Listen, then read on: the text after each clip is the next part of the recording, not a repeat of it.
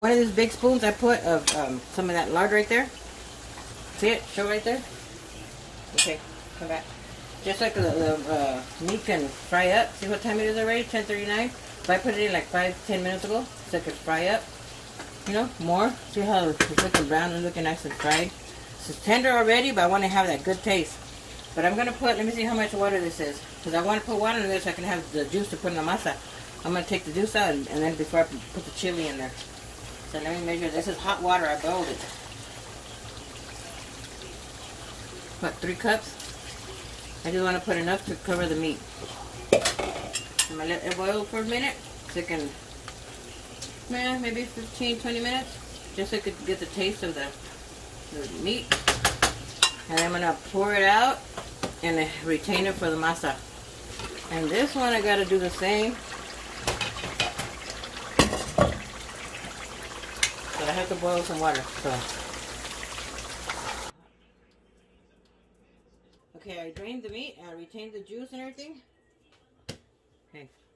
This is a pot where I took the drained the meat out, right? Remember? See? It has carnita a little bit. So what I'm going to do is I'm going to add flour. Pause it for a minute. I'm going to add a cup of flour. This is a half a cup measure. And by the way, when you measure with this, you're supposed to measure all the way like this. And then tap like that and go like that. I see people always just get half or whatever, but this is half a cup here. And I'm going to get another half a cup to make 1 cup. That's 1 cup. What I'm going to do is I'm going to brown it like you would to make gravy. It's called roux. And all you got to do is put the flour in here and keep mixing and mixing and mixing. Because you don't want your chili to taste floury. You want it to be cooked flour. This is a thickening agent. And you don't want it to taste like flour. It's going to taste good after you brown this. So you just got to keep mixing and mixing.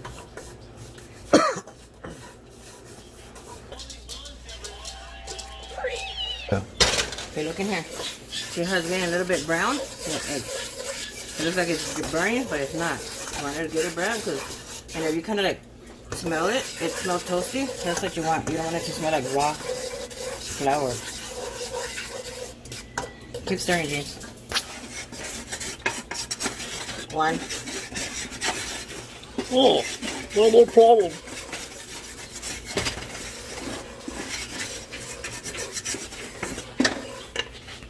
Okay, see, I turned the down to real low because I want this to be low because I want to stir it. And you want cold liquid so that it won't get lumpy with your toasted flour. I may not use all this chili, but I'm gonna mix right now and see how much more I need. Oh shit!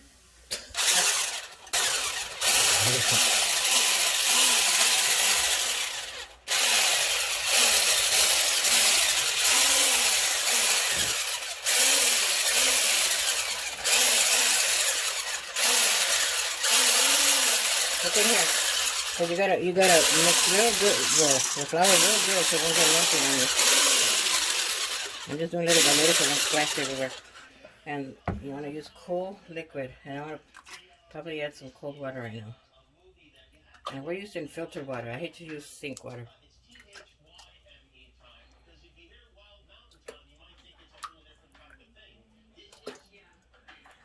Got 8 of these that I used.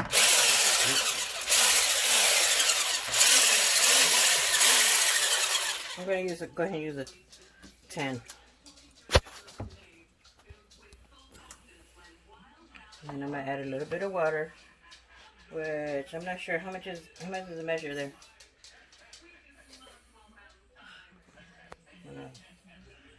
Okay, let me pour it up. Let's see how that goes.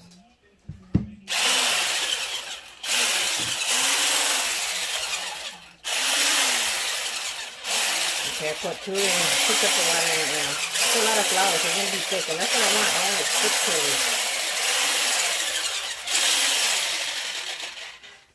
You got it on low, because when it starts to boil, That's how you know how thick it's going to be. Okay, all the flour is mixed. Nothing, no bolas, no nothing, no lumps. I got it real low so I can let it simmer a little bit. See how thick. If it gets too thick, and I'll just add more water. Been simmering a little bit.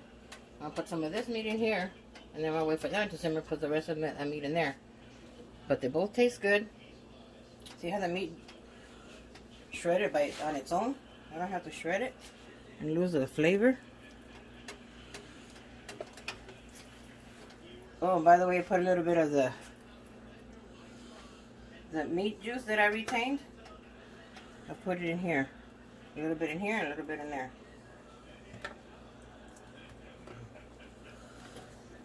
And then you mix it a little bit. And after I'm done with this, I was saying I have to let it cool off.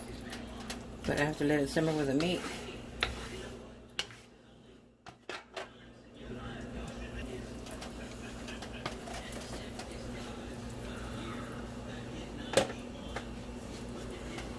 You want it to be juicy. And I shred it on its own.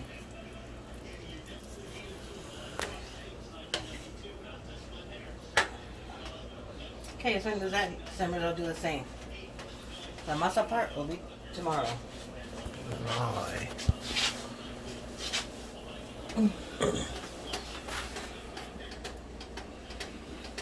We pour it all in here.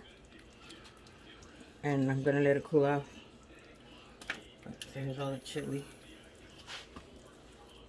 Juice. And voila. Ready to roll masa tamales tomorrow. Like 25 pounds of masa that I'm going to make. So I put the rest of this manteca in here. I'll fluff it up. And that's what from the meat that was left over. Oops, don't get all that shit away. So I'm going to fluff that. I'm going to put some baking powder, a little bit of baking soda, salt, and fluff it all up. So when I put it, it'll be nice and fluffy. I'll show you, let me put the lard in here and then I'll show you how much salt and stuff I put in. I'm going to put 2 tablespoons of baking powder and then 1 tablespoon of baking soda. And you always measure like this too. When you do measure tablespoon measures, that's what this is for. Look.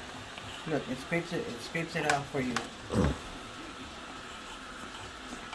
That's what this is for. Voila.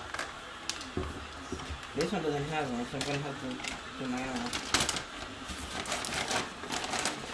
5,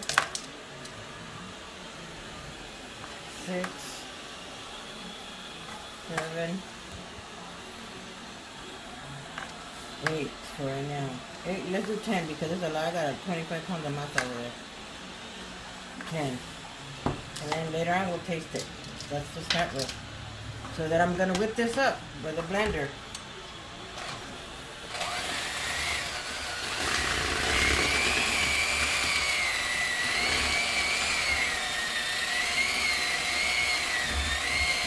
I'll catch you right now when I'm done whipping.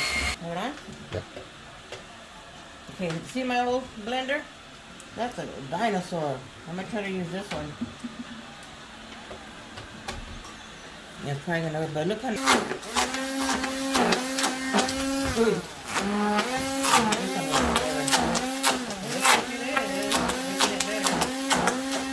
This is the juice and the fat that was in the meat. Remember? Remember I strained. I took all this out. We're gonna put it in here and fluff it up too, because it's 25 pounds of masa. If I don't need to use it all, I won't. And right there on the bottom has juice, but I'm just gonna use the fat right here. Anyways, when we steam the tamales, all this fat steams out. That's why you steam them. You don't boil them. You steam them. You have them above the water. You steam them, and then the fat goes up, and then goes back into the water. And the water stays at the bottom because you're about that much higher off the water when you're steaming it. You guys know. Okay, I whipped all that. Look how nice and fluffy this looks. Look at that. It looks like those, it wasn't even 4 pounds of that. It was like 2. And then the one I had in here, look how much. That's nice and fluffy. Yum. It's going to make the masa fluffy. This is the juice from the meat. So I'll put it in here and mix it. start putting the masa in little by little. I can whip it in there.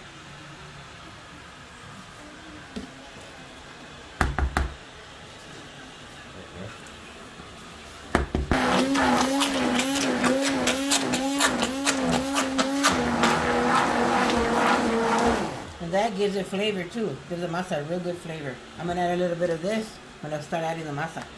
That's a little bit of that's just chili sauce. That I didn't use this for the meat, so it's just chili sauce that I made last night. Put in the refrigerator.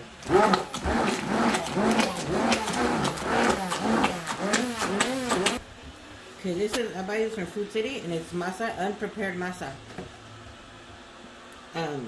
It looks it's what, 87 cents, 79 cents a pound, and this one is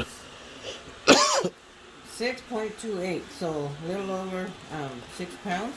And I got 4 of these, and it averaged that out to about 21 pounds or something like that, 23 pounds, something like that. So I'm gonna put that in 23 pounds of masa. But I'm gonna start little by little because this is the hard part. You mix this and a little bit of that, and until you got all the real consistency. I'll show you about the consistency when I do it. Add a little bit of the chili that I made, chili sauce, just to get a little bit of color, not too much. And then some of this, and start mixing it with my hand. I'm gonna see if I can do it with that, but my little dinosaur is getting hot, so if not, I gotta do all this with my hand.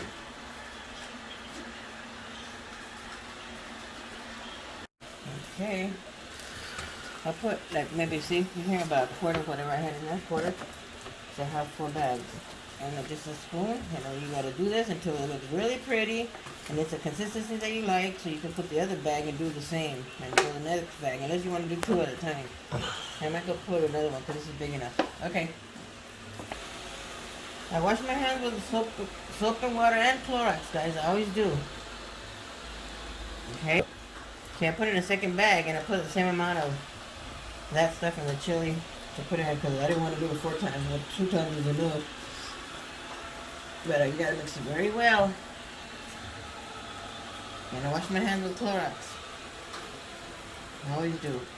You know how when it's that has enough lard and enough, I put a little bit more of that, about 2 more teaspoons, and I mix it all up, and look when it floats, you know that it's got enough. It's nice and fluffy, and I tasted it. It tastes good with salt. I tasted a little tiny piece. So I'm gonna make 2 more bags with all the rest. I added a little bit more of that juice. It could be a little bit redder, and I melted more vegetable shortening. No, that was not the other one's vegetable shortening. And I gotta add some because it wasn't enough. But look at all this masa. All this needs a little bit of lard, so it won't stick to the hoja. So give me a little of that Juan. Give me a little bit of that melted shortening. Put some in here. Yep. Okay, and then I just gotta mix all this up. I mix all this up. I'll check it out and see if it's got enough shortening.